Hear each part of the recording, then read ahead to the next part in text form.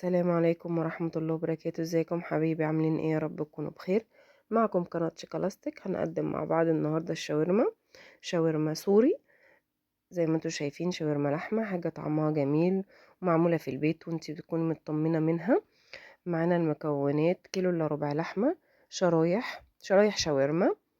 معانا معلقتين كبار 7 بهارات، نص معلقة صغيرة ملح، معلقة كبيرة فلفل أسمر، ومعانا معلقة زيت ومعلقة خل.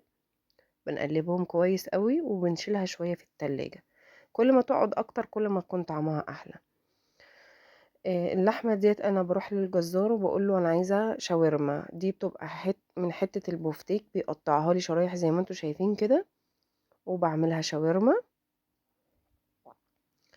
كل ما تقعد في التلاجة أكتر زي ما بقولكوا كل ما تبقى أحلى. دي معايا صينية، دي بغطا، دي اللي هي الحلة اللي هي سوري، دي شواية اللي هي بالغطا بتاعها. اللحمة بالذات لازم تتغطى، مش زي الفراخ عشان بتحتاج سوا. هنسيبها شوية في الحلة ونقفل عليها. لو ما عندكيش حاجة زي كده زي الشواية دي، ممكن تتعمل في حلة عادي. زي ما انتوا شايفين كده في نص السوا حطيت لها بس معلقتين مية بساط جدا، وهي نزلت المية اللي فيها كلها. بسيبها على نار هادية تستوي براحتها وبقلبها كويس عشان كل المكونات اللي فيها تاخد كل حتة، تاخد كل الطعم زي ما انتوا شايفين. ونزلنا بالبصل عليها وسبناها تتشوح شوية، وبعد كده بننزل بالفلفل الألوان ونقلبها برضو، نسيبها شوية. واخر حاجة بتبقى الطماطم، وبعد الطماطم لو في خضرة بتتحط، بقدونس، كزبرة، بتبقى طعمها جميل جدا كده. بعد ما استوت زي ما انتوا شايفين، عندنا عيش سوري. العيش ده انا بجيبه من بره. زي ما انت عايزه بقى، ممكن تحطي كاتشب، طحينه، مايونيز. انا بصراحه ما كانش عندي طحينه، حطيت كاتشب.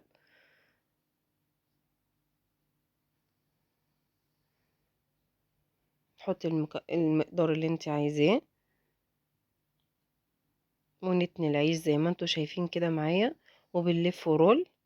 بيبقى زيه زي اللي بره بالظبط، وبالعكس بيبقى احلى واطعم، وحاجه انت واثقه منها وعارفه انت حاطه ايه لاولادك. جربيه وان شاء الله هيعجبك جدا، وهتبطلي تشتريه، واولادك نفسهم مش هيقولولك مش عايزين من بره. هعمل معاكم كام واحد كده برضو تشوفوا ال اللفة بتاعته.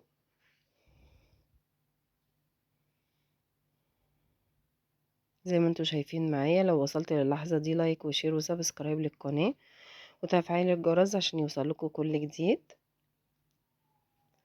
نعمل مع بعض السندوتش ده كمان.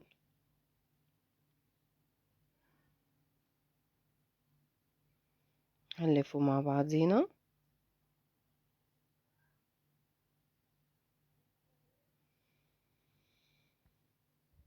زي ما انتوا شايفين. هكمل الباقي وارجع لكم.